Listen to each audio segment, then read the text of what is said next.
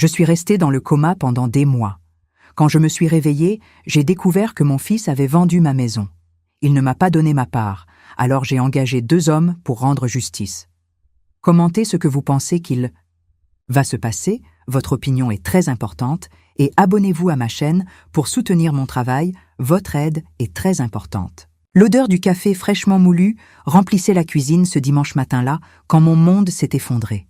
Je préparais le déjeuner, comme je le faisais depuis plus de 40 ans, dans cette maison jaune de la rue des Acacias, à Honfleur. Mes mains expertes coupèrent les légumes pour le pot-au-feu, une recette que mon Gabriel aimait tant depuis tout petit. Soudain, j'ai ressenti un fort vertige. J'ai essayé de m'appuyer sur l'évier, mais mon corps n'a pas répondu. La dernière chose que j'ai vue fut l'assiette en porcelaine, héritage de ma mère, s'écraser au sol. 7 mois passèrent comme un souffle. Quand j'ai ouvert les yeux, j'étais allongée dans un lit d'hôpital, entourée de tubes et d'appareils. Ma gorge était sèche, ma tête lourde. Une infirmière au visage doux s'est approchée, ajustant mon oreiller. « Madame Olgatine, quel plaisir de vous voir réveillée. Je suis Delphine, l'infirmière-chef. Vous avez fait un AVC et êtes restée dans le coma très longtemps. » J'ai essayé de parler, mais les mots ne sortaient pas. Mes yeux cherchaient Gabriel, mon fils unique. Où était-il? Pourquoi n'était-il pas là au moment où sa mère se réveillait? Le silence de l'infirmière en disait plus que 1000 mots. Ce fut Josiane, mon amie de tant d'années, qui eut le courage de me dire la vérité quelques jours plus tard. Ses mains tremblaient tandis qu'elle tenait les miennes. « Olga, ma chérie, il faut que je te raconte quelque chose. Ton fils, il a vendu ta maison. » Mon cœur s'est glacé. La maison jaune où j'ai élevé mon fils seul après être devenue veuve, où j'ai passé des nuits blanches à coudre pour payer ses études, où j'ai fait tant de gâteaux pour compléter les revenus. 43 ans de souvenirs, vendus comme s'ils n'étaient rien. « Mais comment ?» ai-je murmuré, ma voix encore faible. Il a utilisé une vieille procuration, celle que tu avais signée quand tu as dû voyager pour faire des examens. Il l'a vendue pour 320 000, bien en dessous de la valeur. Il a acheté une voiture de luxe, Olga, et il a dépensé le reste au jeu. J'ai fermé les yeux, sentant le poids de cette trahison écraser ma poitrine. Je me suis souvenu de chaque sacrifice que j'ai fait pour lui. Des fois où j'ai renoncé à une nouvelle robe pour payer ses frais de scolarité. Des fêtes d'anniversaire que j'ai organisées en vendant des gâteaux aux voisins. De son sourire quand il a obtenu son diplôme, disant que j'étais la meilleure mère du monde. Le docteur Leclerc, le médecin qui s'occupait de moi, m'a recommandé de ne pas m'énerver. « Madame Olgatine, vous êtes encore en convalescence. Il faut rester calme. » Mais comment rester calme quand son propre sang vous trahit de cette façon? Delphine, l'infirmière-chef, percevait mon angoisse silencieuse. Elle venait me parler dans les moments les plus difficiles, quand les larmes s'obstinaient à tomber, au milieu de la nuit. C'est elle qui m'a offert un toit quand elle a su que je n'avais nulle part où aller. « Vous pouvez rester chez moi le temps de vous rétablir complètement, » a-t-elle dit, les yeux pleins de compassion. J'ai une chambre libre depuis que ma fille s'est mariée. J'ai accepté, plus par nécessité que par envie. Que pouvais-je faire d'autre? À 72 ans, après un AVC, sans maison et trahi par mon propre fils. Mais quelque chose, en moi, une force que je ne savais même pas posséder, a commencé à s'éveiller. Chez Delphine, j'ai commencé ma rééducation. Les séances de kinésithérapie étaient épuisantes, mais je m'efforçais à chaque exercice. Je ne laissais personne le remarquer, mais je conservais chaque moment de force retrouvée comme une petite victoire. Ce fut un après-midi, en fouillant dans de vieux courriers que Delphine avait mis de côté pour moi, que j'ai trouvé quelque chose qui a tout changé. Une lettre du Portugal, avec le cachet du consulat. Mes mains ont tremblé en reconnaissant le nom Edwige, ma sœur aînée avec qui j'avais perdu contact depuis des décennies. Le contenu de la lettre a fait s'arrêter mon cœur un instant. Edwige avait quitté ce monde des mois avant mon AVC. Riche et sans enfant, elle avait laissé un héritage considérable en mon nom. Un héritage que Gabriel m'avait caché pendant que j'étais dans le coma. Cette nuit-là, allongée dans le lit prêté, j'ai pleuré en silence. Ce n'étaient pas seulement des larmes de tristesse, mais aussi d'une détermination naissante. Je me suis souvenu des paroles de ma mère. « Ma fille, on peut tomber, mais on ne peut pas laisser briser notre esprit. » 3 mois s'étaient écoulés depuis que je m'étais réveillée du coma. Ma parole était presque normale, et j'arrivais déjà à marcher avec l'aide d'une canne. Ce fut lors d'une de ces promenades sur la place de la ville que le destin m'a offert une rencontre inattendue. « Olgatine, c'est bien vous ?» Cette voix. Mon cœur s'est emballé en la reconnaissant. Théodore, mon ancien prétendant de jeunesse, se tenait là, ses yeux bleus toujours brillants comme il y a 50 ans. Désormais veuf, il était revenu à Honfleur pour passer ses dernières années. « Ça fait longtemps, Théodore, » ai-je répondu, sentant une chaleur ancienne dans ma poitrine. Nous avons parlé pendant des heures sur ce banc de la place. Je lui ai tout raconté, chaque détail douloureux de mon histoire. Ses yeux se sont remplis d'indignation quand il a appris la trahison de Gabriel. « Olga, tu savais que je suis devenu avocat ? Même à la retraite, je peux encore t'aider. Laisse-moi jeter un œil à ces documents de vente de la maison. » Cet après-midi sur la place s'est terminé par une découverte qui m'a glacé le sang. Selon Théodore, il y avait quelque chose qui clochait avec la procuration utilisée par Gabriel. La signature ne semblait pas être la mienne d'il y a des années. Cette nuit-là, je n'ai pas réussi à dormir. La découverte de Théodore. Sur la fausse signature me martelait la tête. Je suis restée à regarder par la fenêtre de la chambre de Delphine, observant la lune qui brillait sur les toits d'Honfleur, pensant à la façon dont mon propre fils avait été capable de falsifier ma signature. Le lendemain matin, Delphine a remarqué mon air abattu en servant le café. « Madame Olga, vous avez besoin de bien manger. Il ne faut pas laisser la tristesse vous vaincre. » Ces paroles étaient douces, mais j'arrivais à peine à avaler le pain beurré. Chaque bouchée semblait du sable dans ma bouche. Ce fut ce même jour que j'ai rencontré le cercle des matriarches. Delphine m'a emmenée chez Madame Colette, une dame de 81 ans qui était comme un phare de sagesse pour toutes les femmes de la ville. La rencontre avait lieu tous les mercredis, réunissant des dames qui portaient leurs propres histoires de douleur et de dépassement. Assise dans une vieille chaise à bascule, Madame Colette m'a accueillie avec une étreinte qui semblait guérir les blessures de l'âme. « Ma fille, ici, nous avons toutes goûté au fiel de l'ingratitude, mais nous avons aussi appris à transformer ce fiel en miel. » Les autres dames sont arrivées une à une.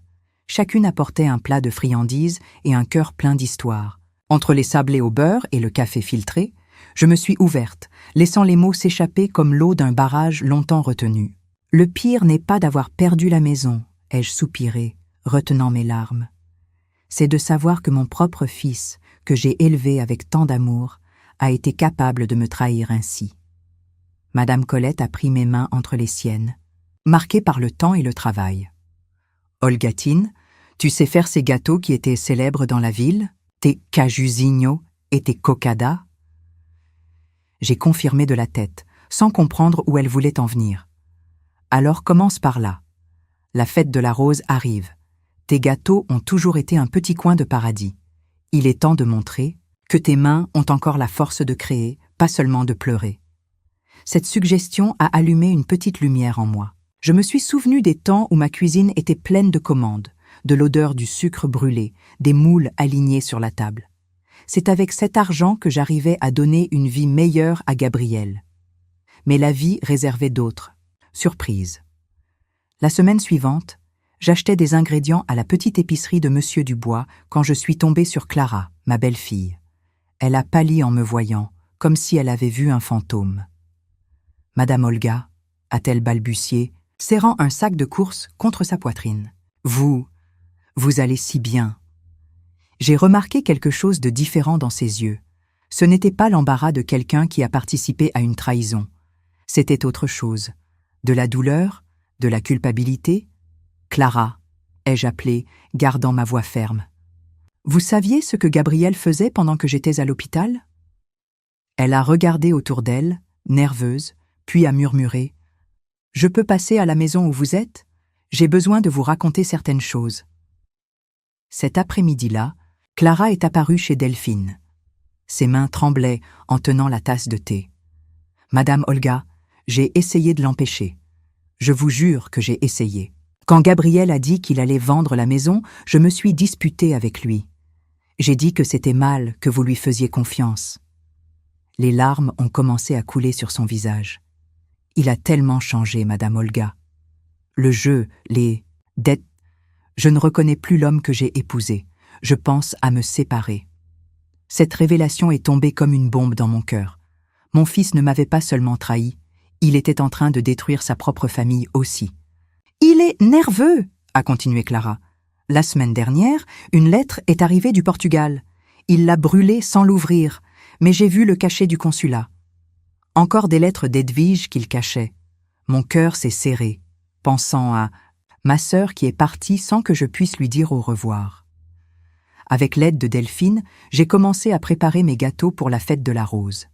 Chaque friandise était faite avec le même soin qu'autrefois, mais portait maintenant un goût différent, le goût de l'indépendance que je reconquérais.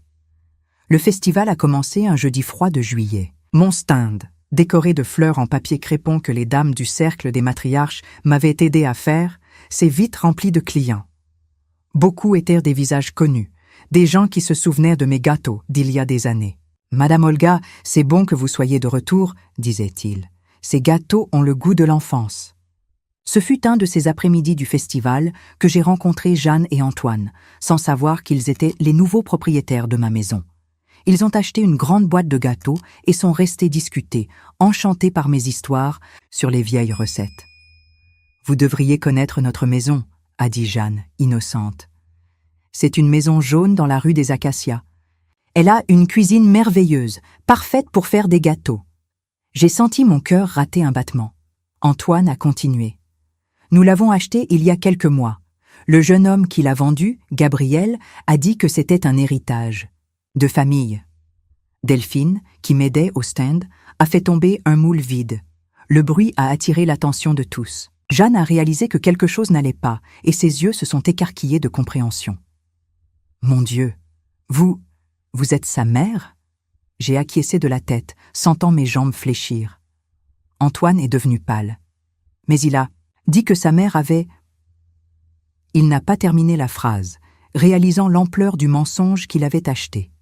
« Il faut qu'on parle, » a dit Antoine, passant sa main sur son front moite. « Nous ne savions pas. Jamais nous n'aurions acheté si... Nous avions su... » Cette nuit-là, après avoir tout rangé, je me suis assise sur la véranda de Delphine avec Théodore. Je lui ai raconté ma rencontre avec les acheteurs de la maison. Il a tout écouté en silence, ses yeux bleus pensifs. « Olga, » a-t-il dit, « finalement, il y a quelque chose que je dois te dire. Tu te souviens de mes amis avocats, Marcel et Nicolas? Ils ont découvert quelque chose sur ta sœur Edwige. » Mon cœur s'est emballé. Que découvrirais-je d'autre sur ma sœur qui avait vécu si longtemps loin? Elle n'était pas seulement riche, a continué Théodore. Elle avait des documents, Olga, des documents sur ta maison. Et puis il m'a raconté quelque chose qui allait tout changer. Il y a des années, quand j'ai commencé à construire la maison, Edwige avait envoyé de l'argent, une somme considérable que j'avais à l'époque pensé être juste un cadeau de sœur. Mais elle avait tout enregistré. La maison, légalement, était autant la mienne que la sienne. La révélation sur Edwige, et la maison m'a privé de sommeil pendant des jours. Chaque nuit, allongée dans le lit de Delphine, je revivais les souvenirs de ma sœur, l'argent qu'elle avait envoyé, les lettres pleines de tendresse, sa façon de prendre soin de moi-même de loin. Comment n'avais-je pas réalisé qu'elle enregistrait tout? Lors d'une de ces nuits d'insomnie, j'ai entendu des voix venant du salon. C'était Delphine qui parlait avec quelqu'un. Je me suis approchée lentement, appuyée sur ma canne, et j'ai reconnu la voix de Clara, ma belle-fille, qui pleurait. « Il est hors de contrôle », sanglotait-elle. Hier, il a découvert que sa mère vend des gâteaux au festival. Il a tout cassé dans la cuisine, a dit qu'elle faisait ça pour l'humilier. Mon cœur s'est serré. Gabriel a toujours été fier, tout comme son père. Mais entendre cela faisait mal comme un couteau. Et il y a plus, a continué Clara, la voix tremblante. Il reçoit des appels étranges. Je crois que ce sont des créanciers. Je l'ai entendu dire qu'il allait vendre la voiture de luxe. Je suis retournée dans la chambre en silence, les mots de Clara résonnant dans ma tête. Mon fils s'enfonçait dans les dettes, détruisant sa vie, son mariage. Et moi, qui avais toujours été son havre de paix, j'étais maintenant vue comme une ennemie. Le lendemain matin, pendant le café, Delphine m'a surprise par une confession. « Madame Olga, il faut que je vous raconte quelque chose », a-t-elle dit, les yeux humides. « Quand j'ai décidé de vous aider, ce n'était pas seulement par bonté. Mon père, il a vécu quelque chose de similaire. Mon frère a vendu sa maison pendant qu'il était malade. Quand papa l'a découvert, ce fut un tel chagrin que... Elle n'a pas réussi à terminer. J'ai pris sa main par-dessus la table. Vous essayez de réparer avec quelqu'un d'autre ce que vous n'avez pas pu faire pour votre père. Elle a acquiescé, essuyant ses yeux. Vous me rappelez tellement lui, la même dignité, le même silence fort. Cet après-midi-là, au cercle des matriarches, Madame Colette était agitée. Les filles, la fête de la rose approche. C'est la plus grande célébration de la ville et cette année, nous allons faire quelque chose de spécial. Les autres dames se sont regardées, curieuses. La fête de la rose était une tradition à Honfleur depuis des générations. Toute la ville s'ornait de roses, il y avait des spectacles, des plats typiques. Chaque année, nous choisissons une gardienne de la tradition, a continué Madame Colette.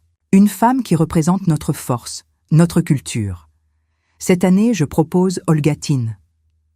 J'ai senti mon visage brûler. Moi?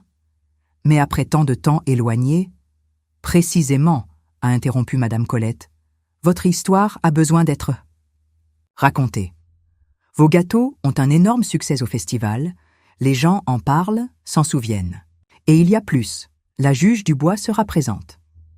Toutes connaissaient la juge Dubois, célèbre pour sa sensibilité dans les affaires concernant les personnes âgées. À 62 ans, elle était connue comme la protectrice des grands-mères, au douillet tribunal. Ce fut à ce moment que Théodore est arrivé, accompagné de 2 messieurs distingués. « Olga, je veux te présenter Marcel et Nicolas, mes amis avocats. Ils ont des nouvelles sur les documents de ta sœur. » Marcel, un monsieur aux cheveux blancs et aux lunettes d'écaille, a ouvert un dossier sur la table. « Madame Olgatine, votre sœur était plus astucieuse que nous ne l'imaginions. Elle n'a pas seulement aidé à financer la construction de la maison. Elle a acheté le terrain avant, en société avec vous. » Nicolas, plus petit et un peu plus jeune, a ajouté. « Et il y a plus. Nous avons trouvé son testament. En plus de l'héritage en argent, elle vous a expressément légué sa part de la maison. C'était un bien que vous aviez toujours partagé. » Toutes les deux. Ma tête tournait avec tant d'informations. Edwige, ma chère sœur, avait pensé à tout. Même loin, elle me protégeait. « Mais ce n'est pas tout, » a continué Marcel. La signature falsifiée sur la procuration, associée à ces documents, rend la vente de la maison complètement irrégulière. Les acheteurs, Jeanne et Antoine, peuvent être considérés de bonne foi, mais votre fils, il peut être poursuivi ? Pour faux et usage de faux, a complété Nicolas. Non, me suis-je écrié, surprenant tout le monde. Je ne veux pas de mon fils en prison, je veux la justice, mais pas de cette façon. Madame Colette, qui écoutait tout en silence, s'est manifestée. La vengeance du juste est comme de l'eau tiède. Elle ne brûle pas, mais elle dissout les masques. Les semaines suivantes furent celles d'une intense préparation.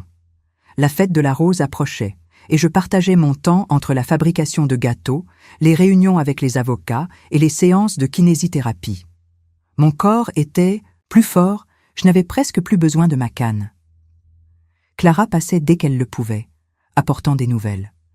Gabrielle avait vendu la voiture, mais les dettes semblaient ne faire qu'augmenter.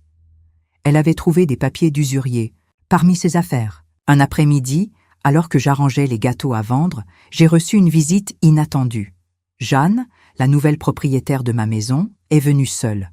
« Madame Olga, » a-t-elle dit, se tordant les mains, « je n'arrive pas à dormir depuis que j'ai découvert la vérité.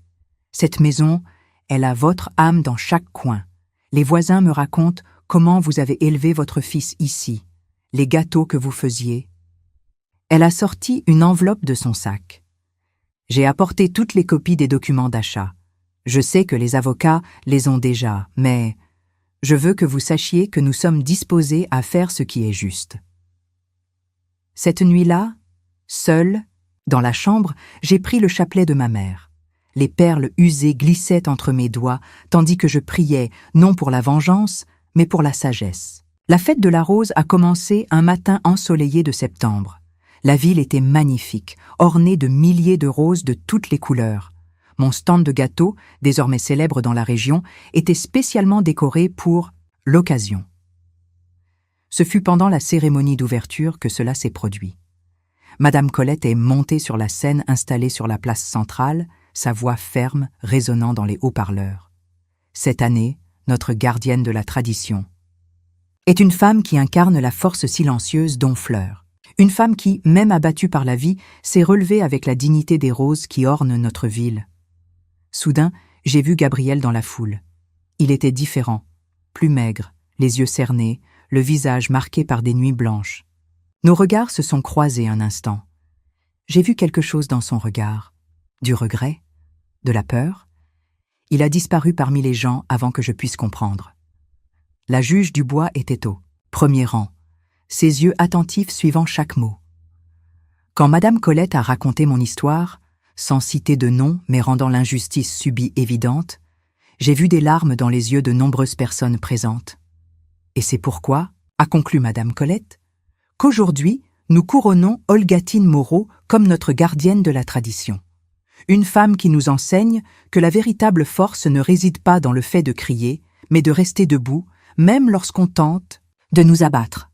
Tandis que je montais sur la scène pour recevoir l'écharpe de gardienne, appuyée sur le bras de Théodore, j'ai senti quelque chose de différent dans l'air. Je n'étais plus seulement une dame trahie par son fils. J'étais une femme qui avait retrouvé sa force. Et ce fut à ce moment que Marcel s'est approché, me murmurant à l'oreille une information qui allait tout changer. « Madame Olga, nous venons de recevoir les derniers documents du Portugal. Vous n'allez pas croire ce que nous avons découvert sur votre maison. » Les mots de Marcel résonnaient encore dans mes oreilles lorsque j'ai quitté la scène de la fête de la rose. Les documents arrivés du Portugal n'étaient pas seulement de vieux papiers, c'était la clé de quelque chose de bien plus grand que je ne l'imaginais. « Votre sœur Edwige, m'a-t-il expliqué tandis que nous nous dirigions vers un endroit plus discret, n'a pas seulement aidé à financer la construction de la maison, elle a acheté le terrain avant, en société avec vous. Mes jambes ont flanché. Théodore, toujours attentif, m'a soutenu. « Comment ça ?» ai-je demandé, la voix tremblante. « Le terrain a été acheté au nom des deux. Edwige a payé la moitié de la valeur, mais a tout mis à votre nom pour faciliter la documentation, puisqu'elle habitait au Portugal.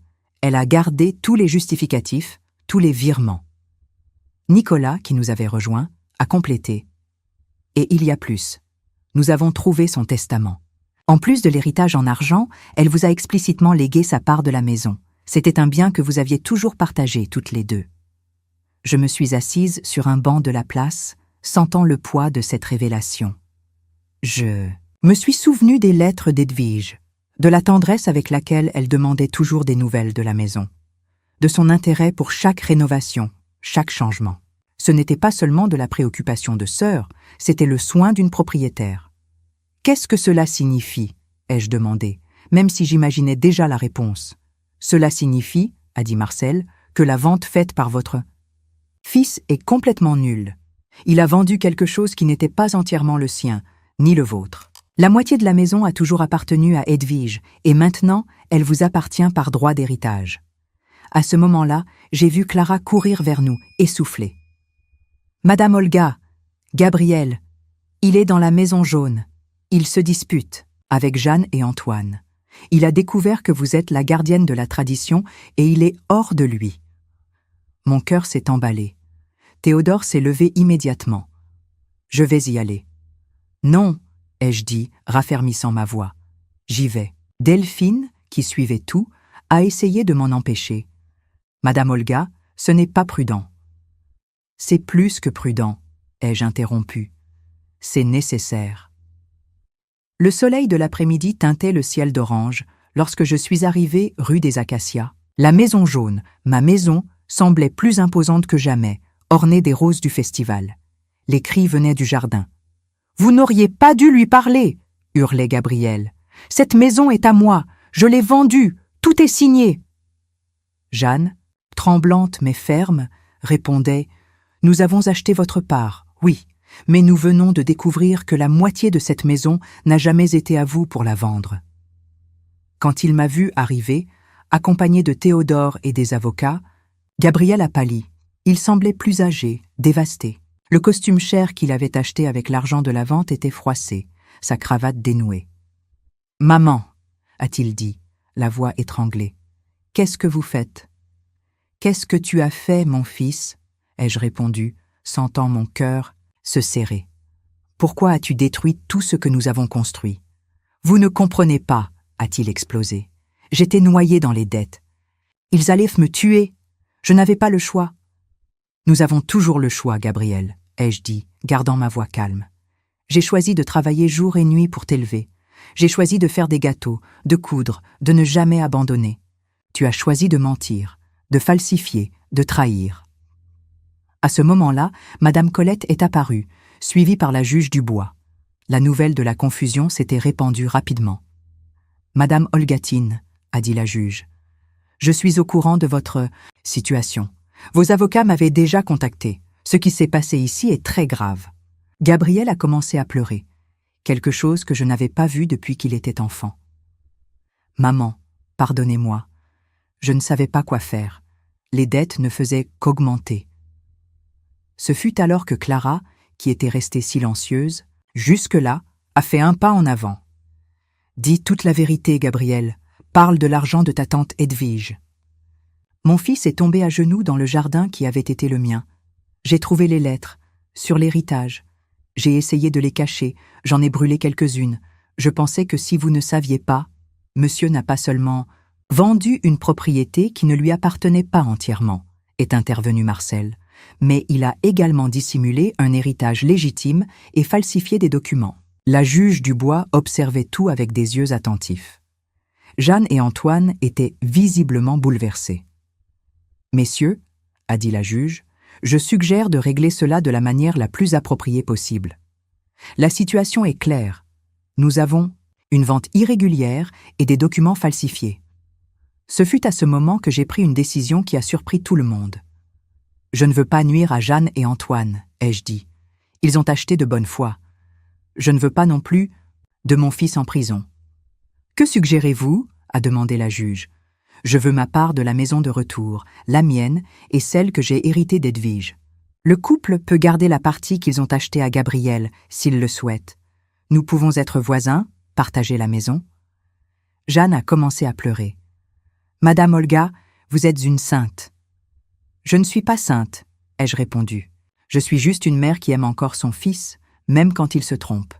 Mais l'amour ne signifie pas accepter l'injustice. » Gabriel sanglotait, toujours à genoux. Clara s'est approchée de lui, mais ne l'a pas touché. La distance entre eux était plus que physique. « Il y a une condition, » ai-je continué. « Je veux que l'argent de l'héritage d'Edwige que tu as caché soit utilisé pour payer tes dettes, et tu vas suivre un traitement pour l'addiction au jeu. » La juge Dubois a acquiescé, approuvant. « Nous pouvons officialiser tout cela. C'est une solution sensée et juste. » Madame Colette, qui observait tout en silence, s'est approchée de moi. « Vous voyez ? L'eau tiède a dissous les masques. » Cette nuit-là, je suis retournée chez Delphine pour la dernière fois en tant qu'hôte. En rangeant mes quelques affaires, j'ai trouvé une vieille photo au fond de ma valise. Dessus, Edwige et moi, encore jeunes, souriant devant le terrain vide où nous construirions plus tard la maison jaune. J'ai retourné la photo et j'ai trouvé une inscription que je n'avais jamais remarquée auparavant de la belle écriture de ma sœur. « Pour que tu ne sois jamais seule, ma chère sœur. Ce coin de terre sera notre refuge. » Théodore, qui était venu m'aider à déménager, m'a trouvé en pleurs sur la photo. Sans rien dire, il a juste tenu ma main. Son toucher avait la chaleur de 50 ans d'attente. « Demain, » a-t-il dit, doucement, « nous commençons une nouvelle phase. Tu vas retourner dans ta maison, mais tu ne seras pas la même personne. » Soudain, nous avons entendu de l'agitation venant de la rue. Quand nous avons ouvert la fenêtre, nous avons vu quelque chose que personne n'attendait. La rue entière était remplie de gens. Des dizaines d'habitants d'Honfleur, portant des roses et des bougies, marchaient en direction de la maison de Delphine. Devant le groupe, Madame Colette menait une procession silencieuse. C'était la traditionnelle marche des roses, le moment le plus sacré du festival. Et pour la première fois en 50 ans, elle avait changé de parcours. Le cortège passe toujours par la maison de la gardienne de la tradition, a expliqué Madame Colette quand elle est arrivée à notre porte. Et cette année, la maison de la gardienne est ici. Mon cœur s'est rempli d'émotions en voyant tant de visages connus. Des gens qui achetaient mes gâteaux depuis des décennies, d'anciens voisins, des amis qui avaient fait partie de mon histoire. Chacun portait une rose rouge, symbole de la force féminine dans la culture locale. Madame Olga, a appelé Madame Colette, vous devez mener la marche jusqu'à votre maison jaune, c'est la tradition. J'ai regardé Théodore, qui a souri, encourageant. Delphine avait déjà les larmes aux yeux. Allez-y, a-t-elle dit, c'est votre heure. Nous sommes descendus lentement dans la rue, le parfum des roses mêlé à la douce lumière des bougies. Quand nous sommes arrivés à la maison jaune, une surprise m'attendait. Jeanne et Antoine avaient décoré toute la façade avec des roses blanches. Sur la véranda, une bannière disait « Bienvenue de retour, Madame Olga ». La maison est autant la vôtre que la nôtre maintenant, a dit Jeanne émue. Nous avons décidé que vous aurez le rez-de-chaussée, qui a la cuisine que vous aimez. Tant, nous resterons à l'étage. Antoine a complété, et nous avons tout rénové exactement comme avant. Chaque détail que Clara nous a raconté, chaque petit coin qui avait une signification pour vous. Quand ils ont ouvert la porte, je n'ai pas pu retenir mes larmes. La cuisine, mon royaume pendant tant d'années, était exactement comme je l'avais laissé. La vieille cuisinière, les étagères à épices, même le torchon brodé que j'avais reçu de ma mère était là, lavé et repassé. J'ai tout gardé, a dit Clara, sortant de derrière une porte. Quand Gabriel a vendu la maison, j'ai sauvé ce que j'ai pu. Je l'ai caché chez ma mère, attendant le jour où je pourrais le rendre. Ce fut alors que j'ai vu Gabriel, debout dans un coin du salon, tenant un paquet. Il semblait plus petit, plus humble, les yeux rouges d'avoir tant pleuré. « Maman, a-t-il dit, la voix étranglée, j'ai trouvé ça dans les papiers de papa. Vous devez voir. » Avec des mains tremblantes, j'ai ouvert le paquet. C'étaient de vieilles lettres, toutes d'Edwige, adressées à mon mari. Dans la dernière, écrite peu avant qu'il ne parte, ma sœur faisait une demande. « Prends soin de notre Olga. La maison que nous avons construite ensemble est la garantie de son avenir. Ne la laisse jamais savoir que j'ai vendu mes bijoux pour acheter ce terrain. Son rêve d'avoir sa propre maison a toujours été plus grand que toute ma richesse. » Papa a gardé ces lettres toute sa vie, a dit Gabriel. Il connaissait le sacrifice de tante Edwige et n'a jamais raconté, respectant son souhait. Les larmes coulèrent maintenant librement sur mon visage. Edwige, ma chère sœur, avait fait bien plus que je ne l'imaginais. Ce n'était pas seulement de l'argent, c'était de l'amour sous forme de briques et de ciment. Il y a une autre chose, a continué Gabriel, sortant une enveloppe de sa poche. Voici tout l'argent que j'ai réussi à rassembler en vendant la voiture. Ce n'est pas tout ce que je vous dois, maman, mais c'est le début. Et il a dégluti. J'ai commencé le traitement pour l'addiction au jeu la semaine dernière. Clara, qui était à ses côtés, a confirmé de la tête. Il essaie vraiment, Madame Olga. Pour la première fois, il affronte ses démons. Madame Colette, qui observait tout, a fait un pas en avant. Maintenant, il est temps pour vous de faire ce que la gardienne de la tradition fait le mieux. Garder non seulement les traditions, mais aussi les valeurs qui nous rendent humains. J'ai regardé mon fils, ce garçon que j'avais porté dans mes bras, que j'avais nourri avec l'argent de mes gâteaux, que j'avais vu grandir dans cette même maison. Il n'était plus le même, et moi non plus. Mais peut-être était-il possible de construire quelque chose de nouveau sur les ruines de ce que nous avions perdu. La cuisine est trop grande juste pour moi, ai-je dit finalement. Qui sait, si tu changes vraiment, Gabriel, nous pourrons faire ces brigadeiros que tu aimais tant quand tu étais enfant. Son sourire fut comme voir le soleil se lever après une longue nuit. Cette même nuit, après que tout le monde soit parti, je suis restée seule dans ma cuisine. Théodore avait insisté pour rester, mais j'ai demandé un moment seul.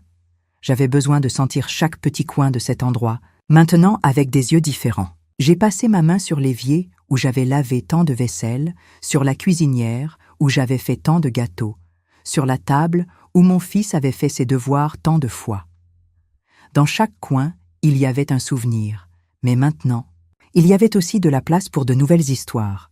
J'ai pris mon carnet de recettes, celui-là même que j'avais utilisé pour recommencer à la fête de la rose, et j'ai écrit sur la première page « Pour Clara, ma belle-fille, qui n'a pas seulement gardé les objets de cette maison, mais aussi son âme. » Le lendemain, la ville s'est réveillée avec l'odeur de mes gâteaux. J'ai tenu à préparer un plateau entier juste pour le partager avec les dames du cercle des matriarches. C'étaient les premières friandises faites dans cette cuisine. Depuis mon retour. « Madame Olga, » a dit Delphine qui était venue m'aider, « vous ne pensez pas que vous en faites trop?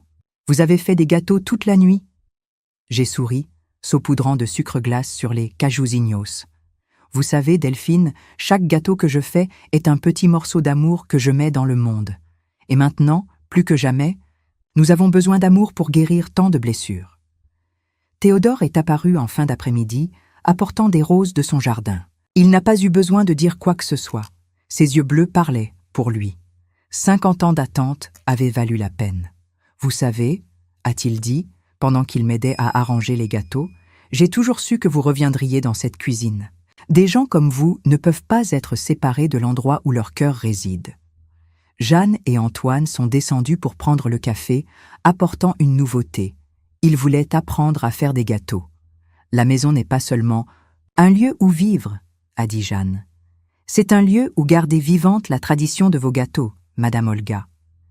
Et ainsi, à 72 ans, je me suis retrouvée à commencer un nouveau chapitre. Je n'étais plus seulement la femme qui avait tout perdu. J'étais la gardienne de la tradition qui avait retrouvé sa force dans l'amour, le pardon et la sagesse que seules les années peuvent apporter. Gabriel vient tous les dimanches, encore. Timide, apprenant encore à être un fils différent. Clara sourit plus maintenant. Ses yeux brillent à nouveau. Et moi, entre deux fournées de gâteaux, je remercie Edwige en silence. Ma sœur savait, mieux que personne, qu'une maison n'est pas faite seulement de murs. Elle est faite d'amour, de souvenirs et parfois de secondes chances. Lors de la dernière réunion du cercle des matriarches, Madame Colette m'a demandé si je regrettais quelque chose. J'ai regardé par la fenêtre, j'ai vu les roses se balancer dans le jardin, j'ai senti l'odeur des gâteaux dans l'air et j'ai répondu « Je regrette de ne pas avoir dit plus souvent « Je t'aime » à Edwige. Mais elle savait. Au bout du compte, elle a toujours su.